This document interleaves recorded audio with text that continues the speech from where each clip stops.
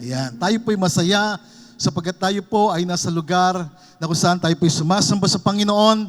We recognize the presence of God. We recognize the Holy Spirit. We love the presence of the Lord. It is the Spirit of the Lord that strengthens us, that empowers us, that leads us into all the truth. Purihin ang Panginoon. Mga kapatid, sa panahon natin ngayon, na punong-puno ng mga spiritual na kaguluhan, and of course, literal din na kaguluhan, lalo't higit na kailangan nating alalahanin kung ano ang tunay na mahalaga. It is very important for us to remember what truly matters. Kasi ang iba sa atin, nakakalimutan natin yung mga bagay ng Diyos sa buhay natin. Minsan nakakalimutan ng iba ang pagbabasa ng Biblia, ang pagme-meditate ng salita ng Panginoon. Nakakalimutan ng iba yung mga bagay na ginawa ng Panginoon sa kanila. Huwag nating kalimutan yung mga bagay na ginawa ng Panginoon sa atin. Yung mga himala ng Diyos sa ating buhay, yung pagpapagaling sa iyo, yung pagpapala ng Panginoon sa iyo, huwag mo itong kalimutan.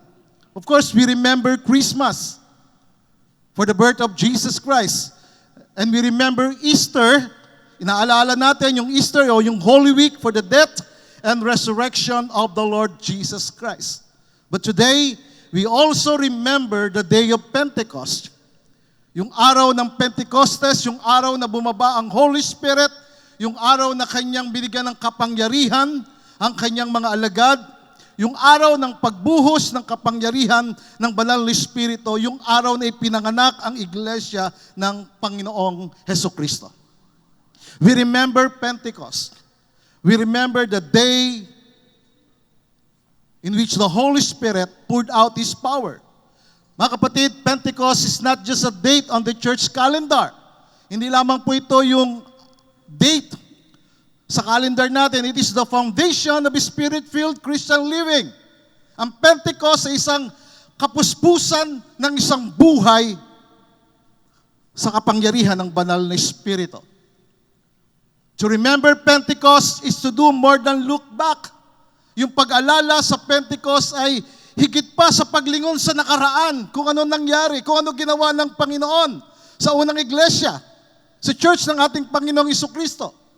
Hindi lamang po paglingon o pagtanaw sa nakaraan o pagkilala sa nakaraan, kundi upang ating muling maranasan ang kapangyarihan ng Banal na Espiritu, ang muling pag-alab ng apoy sa ating mga puso, at ating muling isabuhay ang ating kaugnayan sa Banal na Espiritu. And that's why we always recognize the Holy Spirit. We acknowledge the presence of the Holy Spirit.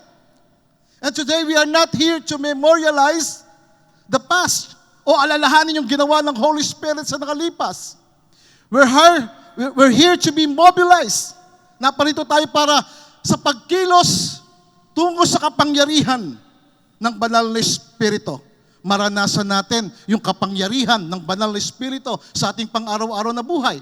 Maranasan natin yung kapangyarihan ng Espiritu Santo na mapagtagumpayan ng kasalanan, ang tukso. At gamitin tayo ng Panginoon sa makapangyarihang paraan. Sapagkat yun ang Christian living. Yun yung paraan ng Diyos para tayo gamitin ng Panginoon at maraming tao maligtas at makakilala sa Kanya. Ngayong umaga, ako po yung mangangaral sa paksang Remembering the Day of Pentecost. Muli nating alalahanin yung araw ng kapuspusan ng Banal na Espiritu. Muli mong alalahanin yung kapangyarihan ng Banal na Espiritu sa iyong buhay. At hindi lamang ito pagbabalik tanaw.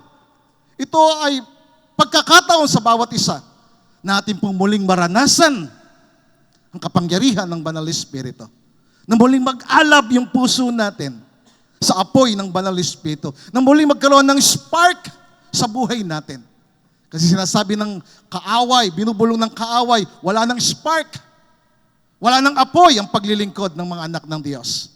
And we're here to be mobilized na kumilos muli ang kapangyarihan ng Banal na Espiritu sa ating buhay. This message is about the power, the purpose, and relevance of Pentecost today. Ito po, ang mensaheng ito ay sa pamagitan ng kapangyarihan, ng layunin at ng kabuluhan. yung significance ng Pentecost sa ating buhay. To forget the day of Pentecost is to forget who we are. Kapag kinalimutan mo yung araw ng kapuspusan o ng pagbaba ng Banal na Espiritu, kapag kinalimutan mo ang Banal na Espiritu sa iyong buhay, kinalimutan mo kung sino ka. Kinalimutan mo kung ano yung magagawa mo. For greater is He that is in us than he that is in the world. It is the Holy Spirit that empowers us. Huwag natin itong kalimutan. Sa panahon na ito ng kaguluhan, sa panahon ng maraming mga Kristiyano, nakakalimutan nila ang gawa ng Panginoon sa kanilang buhay ngayong araw. We must remember the day of Pentecost. And to remember the day of Pentecost, yung pag-aalaala sa araw ng pagbaba ng Banal na Espiritu, it means to recognize the power of the Holy Spirit. Nire-recognize natin, kinikilala natin ang kapangyarihan ng Banal na Espiritu sapagkat siya nagbibigay ng buhay sa iglesia. Siya nagbibigay ng buhay at kapangyarihan sa mga anak ng Diyos upang maging matagumpay sa kanilang paglilingkod sa Panginoon. Ito ang pasimula ng isang puspos na buhay sa pag-ebanghelismo at pag-aalagad. Now listen carefully. The word Pentecost means 50th. Ito po, galing yung word na Pentecost doon sa salitang 50. It was a Jewish feast celebrated 50 days after the Passover. It was written in Leviticus 23:15-22 na sineselebrate ito ng mga Hudyo.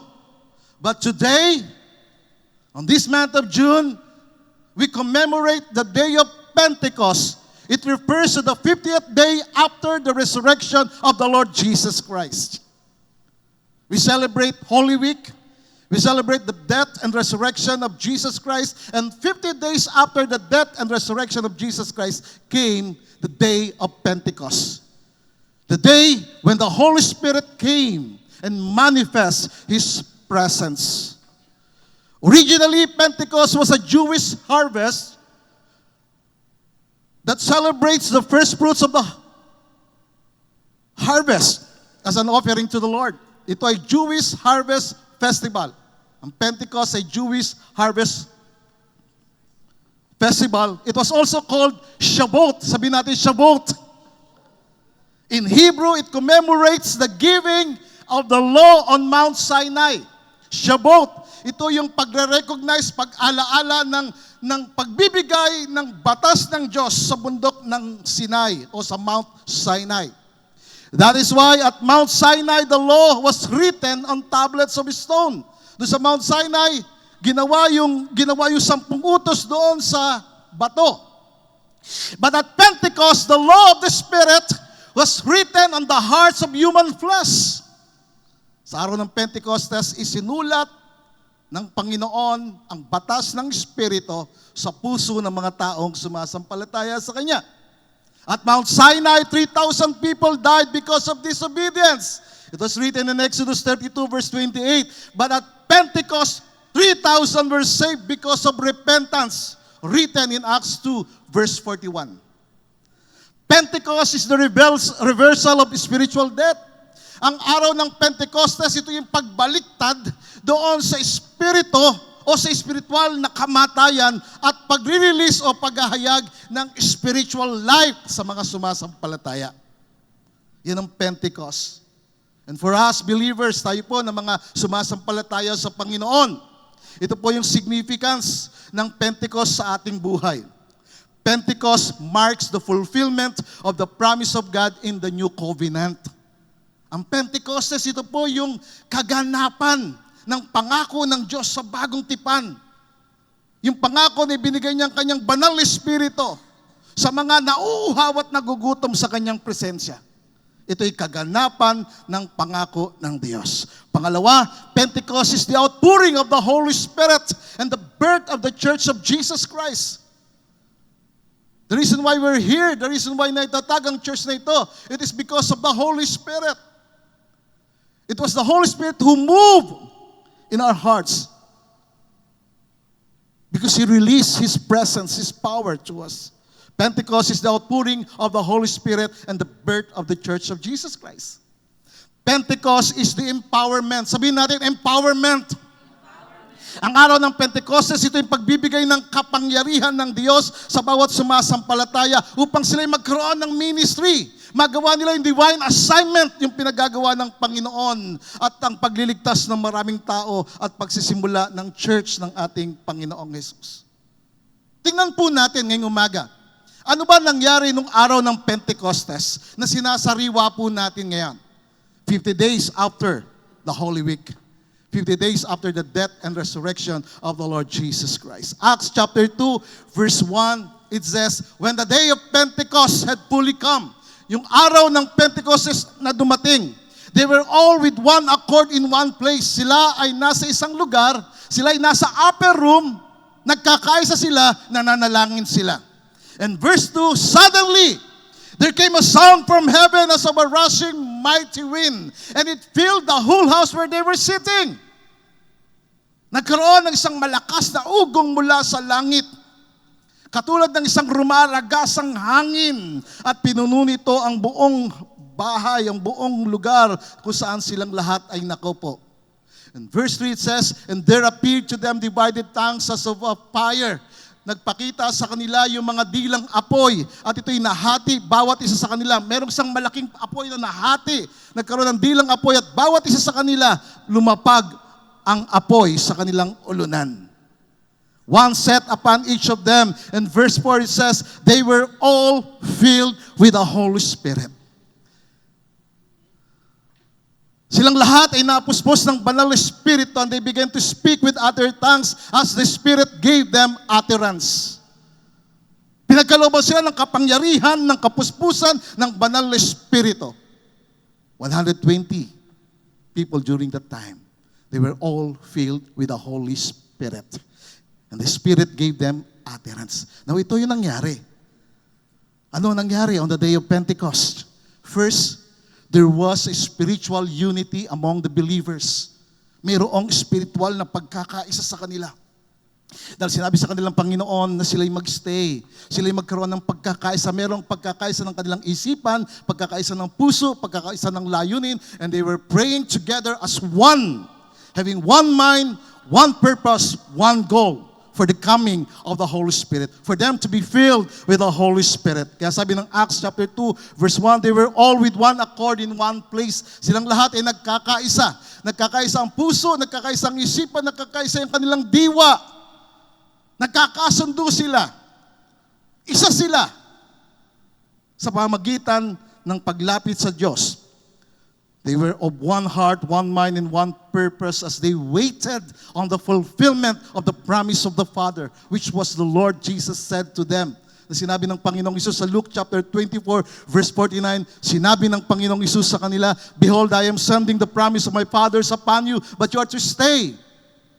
Stay in the city until you are clothed with power from on high. Stay. Be one in prayer. Be one in purpose. Be one in heart. Until you are clothed with power. Yun ang sabi ng Panginoong Isus sa kanila. Yun ang pinangako ng Panginoon sa kanila. Tatanggapin nila yung pangako ng Ama. And today, as you are listening here right now, merong pangako ang Diyos sa iyo. At ang pangako ay para sa iyo at para sa iyong henerasyon, para sa iyong pamilya. Do you believe that? If we will just be united with the Lord, united with one heart, one mind, one purpose. Jesus said in Acts chapter 1 verse 8, He said, you shall receive power. This is His promise. Tatanggapin mo yung kapangyarihan. Kaya yung mga alagad noon, tinanggap nila ang kapangyarihan. Ang lahat ng sumasampalataya sa Panginoong Isus, tinanggap nila yung kapangyarihan. When the Holy Spirit came upon them. For Jesus said, you shall receive power when the Holy Spirit has come upon you, and you shall be witnesses to me. He said, in Jerusalem, in all Judea, in Samaria, and to the end of the earth, you shall receive power. Tinanggap nila yung kapangyarihan kasi kaisa sila. Isa sila sa puso, isa sila sa isip, isa sila sa layunin. Kaisa nila ang Panginoong Jesucristo. The Bible says, he who joined with the Lord is one spirit with Him. Ang sino man nakipag-isa kay Jesucristo, kaisa niya si Espiritu. At ang lahat ng kaisa ng Panginoong Hesus ay binigay ng kapangyarihan, ng kapuspusan, ng banal na Espiritu. At kung ngayong umaga, hindi mo pa nararamdaman, hindi mo naranasan yung spark, yung apoy ng Holy Spirit, maybe because hindi ka pa totoo o lubusan na kaisa ng Panginoong Hesus.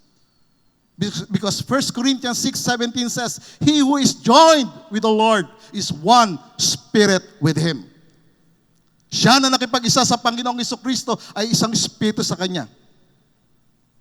So they experienced the power, the manifestations, and the presence of the Holy Spirit because they were together, one, united.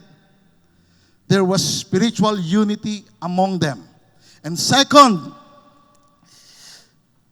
na nangyari because of the supernatural manifestations. Ito yung nangyari sa Acts chapter 2. There was a supernatural manifestations. It says in verse 2, and suddenly there came a sound from heaven. Bigla merong ugong na galing sa langit. Galing sa langit. Hindi galing sa kung saan. Galing sa langit. Galing sa kapangyarihan at trono ng Diyos. Galing sa kaharian ng Panginoon. As of a rushing mighty wind, and it filled the whole house where they were sitting. There was a sound from heaven like a rushing mighty wind. Dito po makikita natin na yung heaven, in-invade niya ang kanyang mga alagad.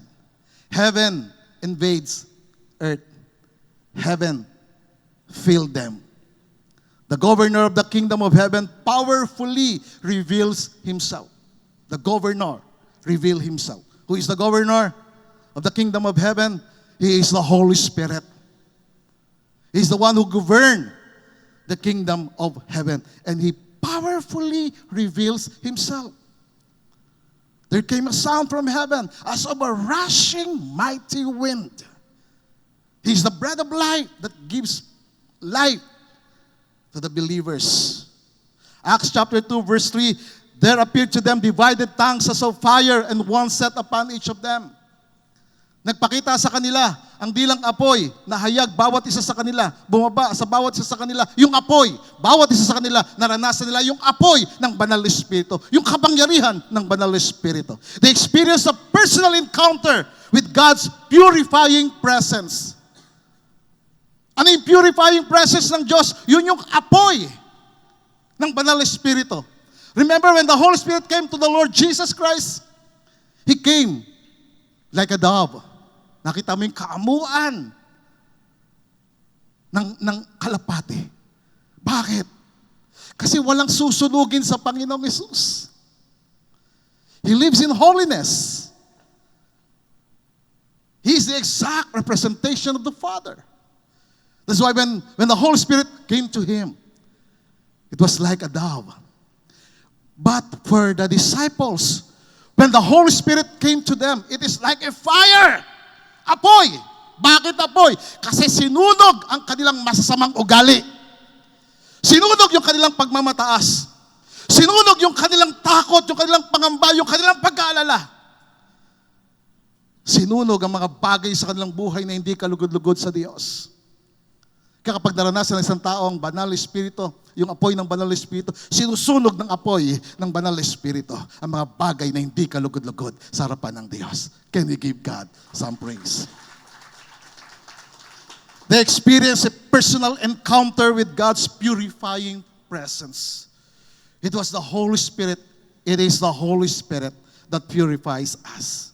And third na nangyari, nagkaroon ng tinatawag na spiritual transformation.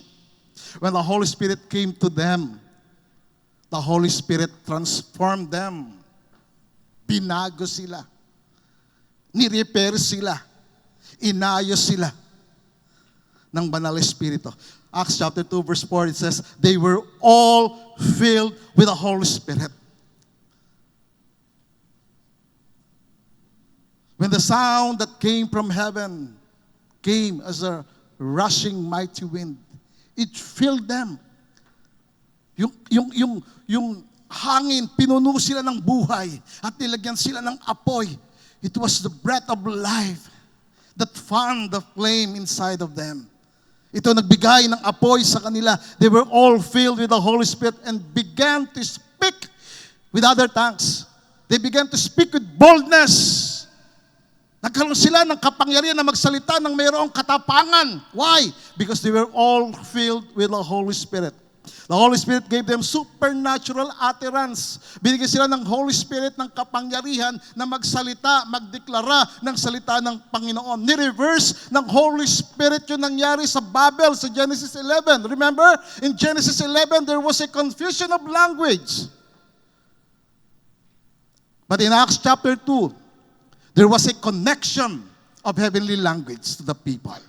Why? Because they were all filled with the Holy Spirit. Praise the Lord. Dito ba nakita natin na ang mga lagad na dating mga takot, nangangamba sa kanilang buhay, they became bold witnesses of the Lord Jesus Christ. Nangyari sa kanila sinabi ni Jesus sa Acts 1:8, you shall receive power when the Holy Spirit has come upon you, and you shall be witnesses to me. They witnessed for Jesus Christ. That's why in Acts chapter 2 verse 41, isang preaching lang ni Peter, 3,000 were saved. Because of the power of the Holy Spirit. That's why we need the Holy Spirit. Pagkasabi sa katabi mo, kailangan natin ang kapangyarihan ng Banal Espiritu. Kailangan mo kapatid, kailangan ng church na ito na muling pag-alabi ng Panginoon ng puso ng kanyang mga anak. Kaya nga sabi ng awitin kanina, do it again, O Lord. Do it again. Gawin mong muli, Panginoon. Kung naranasan mo dati yung pag-aalab ng puso, naranasan mo dati yung pagiging masigasig sa paglilingkod sa Panginoon, do it again, Lord. Amen. Ikaw ay matapang, maapoy, maalab, na nagpapatotoo tungkol kay Hesus Kristo.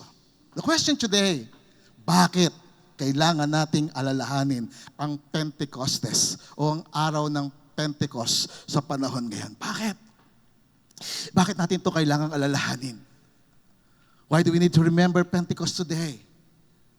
See, it is the Word of God. Yung nangyari noon, patuloy na ito yung nangyayari ngayon. Si Lord hindi lang siya one time na gumagawa. At pagkatapos tapos na, no, hindi. Si Lord, araw-araw na gumagawa. We need to remember Pentecost today. First, to realize our identity. Upang maging maliwanag sa iyo ang iyong identity. Maging maliwanag sa iyo at sa akin ang ating pagkakakilanlan. For us to have this realization of our identity. Bakit? Because Pentecost reminds us that we are Spirit-filled people. Pentecost means Spirit-filled life. Pentecost means the outpouring of the Spirit. And this is our identity as believers. Ito yung kanilang identity as believers. Ito yung kanilang pagkakakilanlan. Masasabing ikaw ay Kristiyano. Masasabing ikaw ay anak ng Diyos. Ikaw ay follower ni Jesus if you are filled with the Holy Spirit. Kasi promise ni Lord yun eh. Tatanggapin mo ang Banal Espiritu kapag ikaw ay nakipag-isa sa Kanya. You shall receive power and the Holy Spirit has come upon you. Pentecost reminds us that we are Spirit-filled people, not religious attendees. Hindi tayo mga reliyosong umaatin lamang sa church. Hindi tayo mga reliyoso. We're not religious people. We're not religious attendees in this church. We have relationship with Jesus Christ. And he who is joined with the Lord is one spirit with Him. Kaysa niya sa kanya sa Espiritu. The Holy Spirit is the one who gives life and empowerment to us. Ang Banal Espiritu ang nagbibigay ng buhay sa atin. Masasabing ang isang tao, Kristiyano siya, masasabi ng isang taong si Jesus ay Panginoon dahil sa Holy Spirit. Ang Holy Spirit ang nagbibigay ng buhay. Ang Holy Spirit nagbibigay ng kalakasan. Ang Holy Spirit nagbibigay ng katapangan sa isang tao upang gawin niya ang kalooban ng Diyos. The Church of Jesus Christ did not start with strategy and tradition. Hindi nagsimula ang iglesia ng Panginoong Jesucristo sa pamamagitan ng strategy o tradisyon. No. Na sinasabi ng iba, tradisyon na namin ginagawa ito dahil ito ang iglesia, ito ang simbahan. No. The Church of Jesus Christ was birthed with supernatural power. Kaya nga we read Acts 2:1 to 4. When the day of Pentecost had fully come, they were all with one accord in one place. And suddenly, there came a sound from heaven as of a rushing mighty wind, and it filled them. They were all filled with the Holy Spirit. The Church of Jesus Christ was birthed with supernatural power. Kapag nakakalimutan mo to, o kinalimutan mo, o binaliwala mo, nasasayang ang paglilingkod sa Panginoon. That's why the Bible says, greater is He that is in you than he that is in the world. We are the temple of the Holy Spirit. We are the body of Christ, the body of anointed one. Jesus Christ is the anointed one. We are the body of Christ. Christ means the anointed one. And so therefore we are the body of the anointed one. We have the anointing of the Holy Spirit. The Holy Spirit is with us. The Holy Spirit is in us. That's why the Church of Jesus Christ was birthed with supernatural power. Nung na-born again ako, naranasan kong kapangyarihan ng Banal Espiritu. At hindi ko kinakalimutan yon. Lagi kong binabalikan yon. Lagi ko sinasariwa yon. Because being filled with the Holy Spirit is an everyday life. Pakisabi sa tabi mo, it is a lifestyle. Lifestyle ito. Pang-araw-araw na buhay ito na ikaw ay nakikipag-communion sa Holy Spirit. You talk to the Holy Spirit, you listen to me, you are guided and led by the Holy Spirit into all the truth. When we forget Pentecost, kapag kinalimutan natin yung araw ng pagbaba ng Banal Espiritu, and by the way, nang bumaba ang Banal Espiritu nung araw ng Pentecostes, hindi pa siya bumabalik sa langit. Sapagkat babalik lamang ang Banal Espiritu sa langit, sa kaharian ng Diyos. Sa araw ng rapture. Sa araw na kukunin ng Diyos lahat ng mga sumasampalataya sa Kanya. At dadalhin niya sa kaharian ng Diyos. Sapagkat pagkatapos noon, magkakaroon ng tinatawag talagang World War III, World War IV. Kaya yung mga nakikita natin, narinig nating digmaan, pasimula pa lamang yon. Meron pang mas matinding digmaan at kaguluhan na mangyayari. Pero bago maganap yon, wala na tayo sa mundong ito. Kinuha na tayo. Kaya patuloy kang maging maalab sa Panginoon dahil ang kukunin ng Panginoon ang kanyang dadalhin sa kanyang kaharian ay yung mga maalab at nabubuhay kay Kristo. Pag wala kang alab, sige, palakpakan natin ang Panginoon. Pag wala kang alab, wala kang apoy, malahininga ka. Ano sabi ng Panginoon sa Revelation? Isusuka ka niya. And that is why we need the fire of the Holy Spirit. We need to be on fire. Kasi kapag malahininga, walang buhay. Maligamgam. Sabi nga nung iba lamig yan. Lamig yan.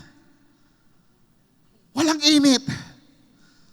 Pakihawakan ng katabi, lamig ba yan? O nag-iinit unti-unti. Amen? Ang Holy Spirit babalik lamang sa kaharian ng Diyos Ama sa araw ng rapture. At kapag kinuha ng lahat ng sumasampalataya, then Antichrist will reign. At sa panahon na yun, nakakatakot mga kapatid. Kasi hindi ka makakabili ng gamot, lalo na nagme-maintenance ka, hindi ka makakainom ng maintenance mo kapag hindi ka magpapatatak ng 666. Kapag merong bata na may sakit, hindi mo madadala sa doktor kapag hindi ka tatatakan ng 666. At kapag natatakan ng 666, lagot na. Hindi na maliligtas. Kaya kung may maiiwan dito, wag kayong magpapatatak ng 666. Amen? Magtago kayo kung saan kayo pwede magtago. Segue ko lang yon kasi ang Holy Spirit hindi pa umaakyat. Nung bumaba ang Holy Spirit ng araw ng Pentecostes, kasama natin ang Holy Spirit maging sa lugar na ito. That's why we acknowledge, we honor, we recognize the Holy Spirit. When we forget Pentecost, we lose our power and reduce the quality of our ministry for greater works. This is reality, mga kapatid. Kapag kinalimutan natin ang araw ng kapuspusan ng Banal Espiritu, kapag kinalimutan mo ang Holy Spirit sa iyong buhay, kinalimutan mo ang Word of God sa iyong buhay, nawawala yung kapangyarihan. Nababawasan ng bisa ng kapangyarihan sa pagmiministeryo at sa paggawa ng dakilang bagay para sa Diyos. You see, Pentecost means you don't walk the Christian life alone. Yun ang ibig sabihin ng Pentecost, hindi ka nag-iisa. Hindi ka lalakad na naglilingkod sa Panginoon na ikaw lamang mag-isa. Kasama mo ang Holy Spirit. Amen? Kasama mo ang Holy Spirit. For we are the body of the Holy Spirit. We are the temple of the Holy Spirit. Sabi ni Jesus, ni Lord, sa John 14 verse 16, sabi niya, Jesus said, I will ask the Father and He will give you another comforter. Hihingi ako sa Ama at bibigyan niya kayo ng katulad ko rin, another helper. Helper meaning comforter, advocate, intercessor, counselor, strengthener, the one who stands with you forever. Yun yung Holy Spirit. Siya yung helper. Siya yung comforter sa panahon na ikaw ay nalulungkot, sa panahon na ikaw ay nababagabag, sa panahon na ikaw ay nadidimlan. The Holy Spirit will enlighten you. The Holy Spirit will strengthen you. The Holy Spirit will comfort you. The Holy Spirit will intercede for you. The Holy Spirit will touch you. The Holy Spirit will empower you. He is the one who stands by with you to be with you forever. Can we give God some praise? Verse 17, He is the Spirit of truth. Siya ang Espiritu ng katotohanan, whom the world cannot receive and take to its heart, because it does not see Him or know Him. Hindi siya i-recognize ng mundo kasi hindi siya nakikilala ng mundo. But you know Him, because He, the Holy Spirit, remains with you, take note of the word, continually, and will be in you. Amen? Can we give Him some praise? He remains with you continually.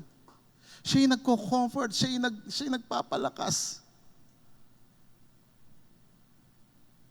That's why we need to remember Pentecost. We need to remember the outpouring, the coming of the Holy Spirit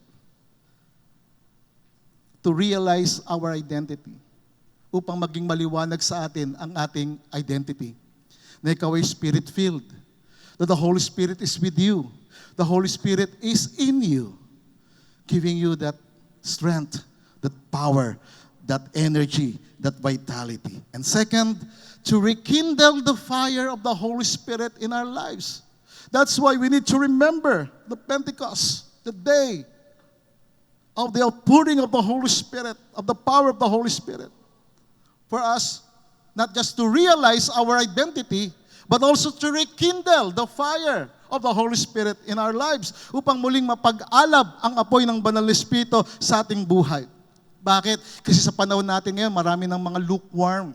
Ano ibig sabihin nun? Maraming mga Kristiyano, malahininga, hindi mainit, hindi malamig.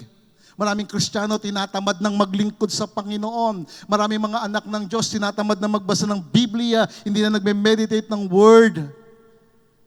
Maraming mga Kristiyano aaten lang isang beses isang buwan. Isang Sunday lang sa isang buwan. Yung iba check attendance.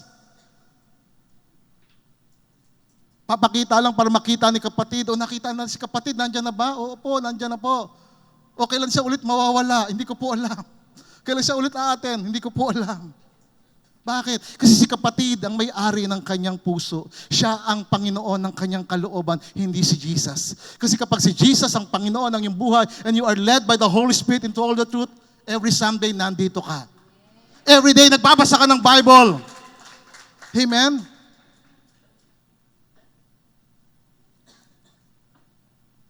Hindi po ako nagpaparinig. Sinasabi ko lang po yung totoo. Kasi pag mahal mo si Lord, araw-araw ang pagmamahal kay Lord. Araw-araw ang paglilingkod kay Lord. Amen? Hindi lamang kaya hindi tayo religious attendees dito. Hindi tayo religyoso. Kasi ang taong religyoso, isang beses lang sa simbahan yan. Isang buwan. Yung iba, atin lang ng church pag birthday nila. O kaya Pasko. O kaya may celebration sa church. Bakit? Kasi may kainan. Hindi po ako nagpaparinig. Ako po'y nagpapaalala lamang dahil mahal ko po kayo. Amen. Dahil gusto ko po sama-sama tayong ira-rapture ng Panginoon. Sama-sama tayong kukunin ng Holy Spirit at dalhin sa kaharian ng Diyos. At ang kukunin lamang ng Holy Spirit ay yung mga maalab, maapoy na lagi siyang kinakausap. Because the Holy Spirit is with us and in us. Na pag-alabin sa puso natin ang kanyang apoy. Pentecost is God's call to fresh fire, renewed zeal, and revived hearts. Kasi sa mundo natin ngayon, ang mga tao nagiging komportable na, malamig, at kontrolado na ng sistema ng mundo. We're not here to be controlled by the world. Hindi natin ginagaya ang mundo, hindi tayo nakikiayon sa mundo, hindi tayo nakikisama sa mundo. Nagbabago tayo ng isipan kung ano yung mabuti, kalugod-lugod na kalooban ng Diyos. Ang Pentecost, mga kapatid, ang araw ng pagbaba ng Banal Espiritu ay araw ng panawagan para sa isang sariwang pagkilos, sariwang paglilingkod sa Diyos, sariwang apoy, pinalakas na pag-aalab, pinalakas na puso, binuhay na puso. Nais ng Panginoon tayo po'y mag-alab. Kaya sabi ng 2 Timothy chapter 1, verse 6, that is why I remind you to fan into flame the gracious gift of God. Pagningasin niyo muli ang apoy, that inner fire, that special endowment, which is in you through the laying on of my hands. Sabi ni Paul kay Timothy. And God is saying this to you. God laid His hands upon you. Fan into flame the gracious gift of God. Who is the gracious gift of God? The gift of God for us is the Holy Spirit. For God did not give us a spirit of timidity or fear. He has given us a spirit of power, of love, and of sound judgment and personal discipline. Ang Holy Spirit ang bibigay sa atin ng kapangyarihan, ng pag-ibig, ng pagmamahal. Kaya kapag nagkukulang ka ng pagmamahal, it is the Holy Spirit that shed abroad the love of Jesus Christ into our hearts. Siya nagbibigay sa atin ng matinong kaisipan, ng pagdidisiplina sa ating buhay. And that abilities result in a calm, well-balanced mind and self-control. Yung ability na yon, yung kapangyarihan na yon, nagaling sa Holy Spirit, ito nagpapakalma ng ating isipan. Kaya hindi tayo aligaga. Hindi ka stressful. Hindi ka nababahala. Because the Holy Spirit comfort you, strengthen you, empower you. Through the fire of the Holy Spirit, we become supernatural body of the Lord Jesus Christ that is Spirit-filled. And we are called to impact the world, not just to maintain a good Christian life. When we are empowered by the Holy Spirit, we're here to impact as many people as we can. Hindi upang mabuhay lamang tayo ng isang mabuting Kristiyanong pamumuhay. No, hindi lamang tayo mabuting Kristiyano sa pamumuhay, kundi tayo maapoy na Kristiyanong namumuhay para sa Diyos. Para kay Kristo. That's why we need to remember Pentecost. We need to remember the presence of the Holy Spirit every day. We need to recognize Him. For you to have this realization of your identity. You are a Spirit-filled believer. Greater is He that is in you than he that is in the world. Mas makapangyarihan ang Espiritu ng Diyos na nasa iyo. It is the Spirit of God that is in us, with us, giving us comfort, empowering us, na pinag-aapoy niya tayo at nais niyang patuloy na mangyari ito. And third, why do we need to remember the Pentecost is to reclaim the power to fulfill the mission of winning souls for God, for Jesus Christ. To reclaim the power. Angkinin po natin muli at gamitin ang kapangyarihan ng Banal Espiritu upang matupad natin ang ating misyon ng pagliligtas sa ating pamilya, sa ating mga kamag-anakan, sa mga tao sa ating paligid. Matupad mo. Pag hindi mo natupad, yung tungkulin na pinagagawa ng Diyos sa iyo, mag-aabang ka na lang sa tupad na bibigay ng mga namamahala sa inyong lugar.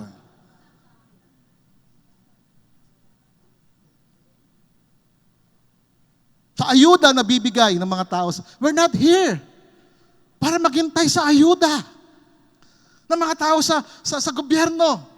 Ang hinihintay nating ayuda ay yung ayuda ng banal na Espiritu Santo sa ating buhay. Yung kapangyarihan ng banal na Espiritu sa ating buhay. Tayo na pa rito para manlimos, manghingi sa kaninumang tao. Kaya nga ako, kung titingnan nyo ako, mukha akong may dating. Praise the Lord. Pero never akong nanghihingi sa mga tao. Never akong nanghingi sa mga taong tinulungan ko. Sapagkat ako'y humihingi sa Diyos. Humihingi ako ng kanyang ayuda, ng kanyang pagkilos sa aking buhay. You see, it is to reclaim. Ang kinin natin, mga kapatid, ang kinin natin at gamitin ang kapangyarihan ng banal na Espiritu sa ating buhay. May kapangyarihan ka. Tell me who you are and I will tell you what you can do. Sabihin mo sa akin kung sino ka at sasabihin ko sa iyo kung ano magagawa mo. Anak ka ng Diyos. Ang mga anak ng Diyos, sila lamang ang sinasamahan ng banal na Espiritu. Ang mga anak ng Diyos ay binigyan ng kapangyarihan ng Diyos. Jesus said, you shall receive power when the Holy Spirit has come upon you. And you shall be witnesses to me. The power of the Holy Spirit is not outdated. Kumaga, ang kapangyarihan ng banal na Espiritu ay nakalipas lamang, hindi po. Ito ay araw-araw, bawat panahon. The power of the Holy Spirit is still available for preaching the gospel with boldness. That's why I have this boldness. I have this fire inside of me.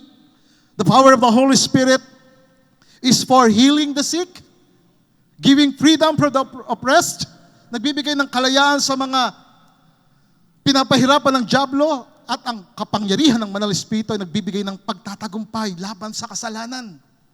Mapagtatagumpayan mo ang kasalanan sa pamagitan ng Espiritu ng Diyos. Pero kapag hindi mo nire-recognize ang Espiritu ng Diyos, hindi mo nire-recognize ang Holy Spirit, hindi mo siya ina-acknowledge sa iyong buhay, matatalo ka sa digmaan. We are in this spiritual battle. We struggle not against flesh and blood, but against principalities, against powers, against rulers of darkness, against wicked spirits in high places, in our environment, in our surroundings. May kapangyarihan ng kaaway. Makapangyarihan ng kaaway. Hindi natin minimenos ang kapangyarihan ng kaaway.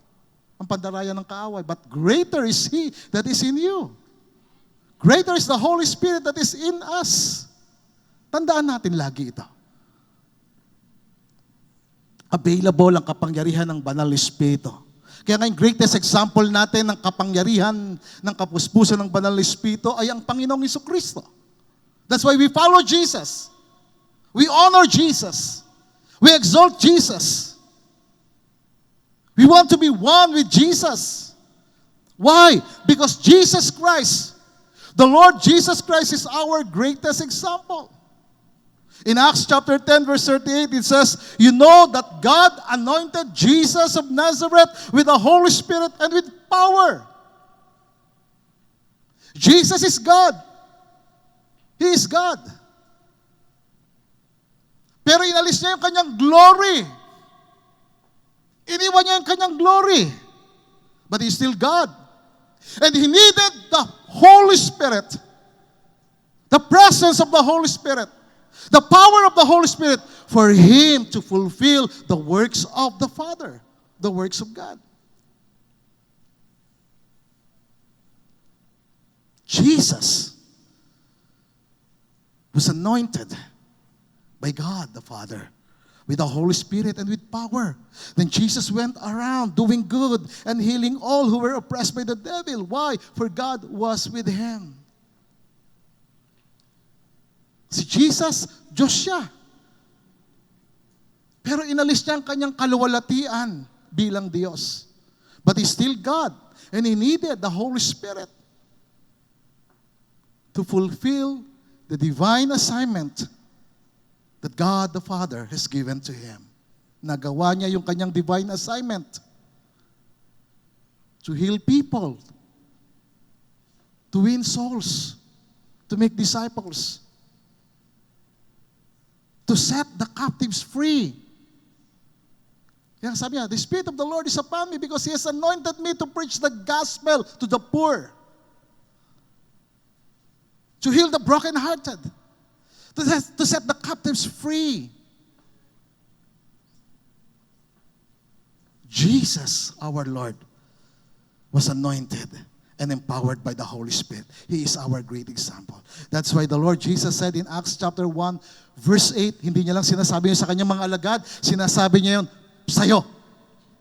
Sinasabi niya yun sa bawat isa. Jesus said, you will receive power and ability when the Holy Spirit comes upon you. And you will be my witnesses to tell people about me. Magpapatotoo ka sa mga tao tungkol sa akin, sabi ng Panginoong Hesus. Because you are empowered. You have the ability, the power, when the Holy Spirit comes upon you. You will be my witnesses to tell people about me, Jesus said, both in Jerusalem, in all Judea, in Samaria, and to the end of the earth. Marami pa tayong hindi napupuntahan dito. Marami pang taong hindi ligtas. Maraming tao pupunta sa impyerno. And they need the gospel of Jesus Christ. Kaya ngayong Pentecost turned the inward disciples into outward witnesses. If we remember and embrace a Pentecost life, the Spirit-filled life, Pentecost life is a Spirit-filled life.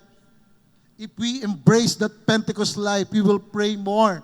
Lagi ka mag-pray. Lagi ka mag-evangelize.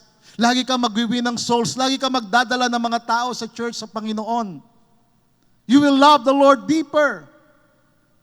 You will live faithfully to God. You see, we remember Pentecost not as a past event, but as a living reality. A day when God released His Spirit to empower His people and begin a new covenant era. Pentecost is a reminder of our identity. Pentecost is our identity. We are Spirit-filled people. And if you are not Spirit-filled, kailangan mo ito. Kailangan mo ng kapuspusan ng banal na Espiritu. Kailangan mo ng kapangyarihan. Pentecost is a reminder of our identity, of our power, and of our mission to win souls for Jesus Christ. Pag inaalaala natin lagi ang Pentecost, ang Spirit-filled life, nire-remind natin ang sarili natin na there is more with God. And every man and woman in this place needs a fresh encounter again with the Holy Spirit. Yung encounter mo noon ay kinakailangang maulit. It is not a one-time event. It is a lifestyle of continuously being filled by the Spirit of God. Because God wants His people to be on fire for Him. To be full of the Holy Spirit. Daily communion with the Holy Spirit leads to daily transformation. Pagkapatuloy mo kang nakikipag-communion sa Holy Spirit, ang Holy Spirit ang magbibigay ng pagbabago sa iyo. Ang Holy Spirit ang magtatransform ng iyong buhay, ng iyong pananalita, ng iyong pag-iisip, ng iyong pagkilos. Ang Holy Spirit ang magbibigay sa iyo ng pagbabago. Ang Holy Spirit ang magbibigay sa iyo ng banal na pamumuhay. Why? Because He is the Holy Spirit. And God wants you to be filled with the Holy Spirit. Kaya sabi ng Ephesians chapter 5, verse 18, it says, do not get drunk with wine. Huwag kang malasing ng lalasing na inumin. Sapagkat ito ay kasamaan. Ang paglalasing ay kasamaan. Wickedness ito sa harapan ng Diyos. Corruption ito. Stupidity ito. Kamangmangan sa Diyos ang paglalasing. Kaya kung ikaw lagi ka nagiinom ng alak, lagi ka naglalasing, ito'y kasamaan. Ito'y corruption. Ito'y katiwalian. Ito'y pag-aabuso ng sarili sa harapan ng Diyos. Sapagat ang alak ay sumisira ng katawan. Amen? Amen? But be filled with the Holy Spirit and constantly guided by Him. Be filled with the Holy Spirit. Sapagat ang Holy Spirit siya nag-aayos ng katawan. Ang Holy Spirit na nag-aayos ng matinong kaisipan. Ang Holy Spirit na nag-aayos ng maayos na panalita. Kapag nalasing ka sa alak na nakalalasing, sira ang isip, sira ang pananalita, sira ang pamumuhay. Pero ang Holy Spirit ang nag-aayos. Kaya nga the Bible says, be filled with the Holy Spirit. Now the word to be filled means continuous and ongoing action. In Greek, it is pleroo. Nang ibig sabihin, continuous and ongoing action. Kapag ikaw ay napuspos ng banal na Espiritu, ito'y patuloy. Araw-araw, ongoing. It is not a one-time feeling, but a daily, moment-by-moment lifestyle of being filled with the Holy Spirit. Amen. Araw-araw. Huwag kang mabuhay sa nakalipas. Inaalaala natin ang Pentecostes. Pero Pentecost is a Spirit-filled life. It should be an everyday life. That's why we are Pentecostal. We believe in the outpouring of the Holy Spirit. We believe in the empowerment of the Holy Spirit. We believe in that Spirit-filled life. So don't live on yesterday's encounter. Stay connected and be refreshed by the power of the Holy Spirit. Be refreshed. Have this fresh fire, fresh encounter, fresh power of the Holy Spirit, fresh manifestation of the Holy Spirit. Hindi natin kailangan ang langis ng nakalipas. Kaya nga ang sasakyan, merong change oil na tinatawag. Di ba? Ang sasakyan, hindi pwedeng yung oil niya ay yung nakalipas. Nagkakaroon siya ng tinatawag na pagbabago ng langis o pag-change oil.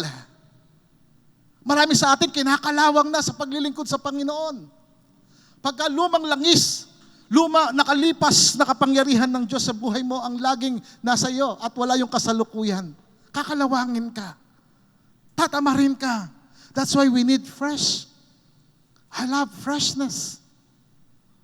I love fresh fruits. Fresh bread, not stale. I love the fresh touch of the Lord. Mga kapatid, Pentecost is not just an event. It is an experience available every day. Ito isang karanasan na kailangan natin para sa atin araw-araw. Hindi pa tapos ang Pentecost. The fire is still available to us. The Holy Spirit is waiting for us. Sa kanila, naghintay sila sa Holy Spirit. At dumating ang Holy Spirit sa kanila sa Acts chapter 2. Sa atin, hindi tayo ang naghihintay sa Holy Spirit. Ang Holy Spirit ang naghihintay sa iyo. Ang kailangan lamang ng Holy Spirit, maging mauhaw ka sa Kanya. Magutom ka sa Kanya. Maging gutom ka sa Kanya. Maging uhaw ka sa Kanyang presensya. If we are hungry and expectant for the infilling of the fire of the Holy Spirit, we will live a Spirit-filled life. If you are hungry, mauhaw ka, magutom ka sa Kanyang presensya, you will live a power-filled life, a purpose-driven life. The Holy Spirit did not just come once. Hindi lamang siya dumating ng isang beses, siya paulit-ulit na kumikilos at gumagalaw sa buhay ng isang taong lagi siyang nire-recognize, lagi siyang kinakausap. He comes again and again. Kaya ngayon kanta natin kanina, do it again, Lord. Revive me again, Lord. Touch me again, Lord. Make me on fire again, Lord. I have this question for you. Have you been filled with the Holy Spirit? Ikaw ba ay napuspos na ng Banal Espiritu? Kung hindi, bakit hindi? Kung wala pa ang Holy Spirit sa iyo, you need the empowerment of the Holy Spirit. You need the power of the Holy Spirit. Pangalawa, are you living in the power of the Holy Spirit? Are you living in the power of Pentecost? Pentecost is the power of the Holy Spirit. Pentecost is the power and the manifestation of the presence of God. Nabubuhay ka ba Ito ba ang iyong identity? And third, do you want a fresh encounter with the Holy Spirit? Nais mo ba ng sariwang pakikipagtagpo sa Banal na Espiritu?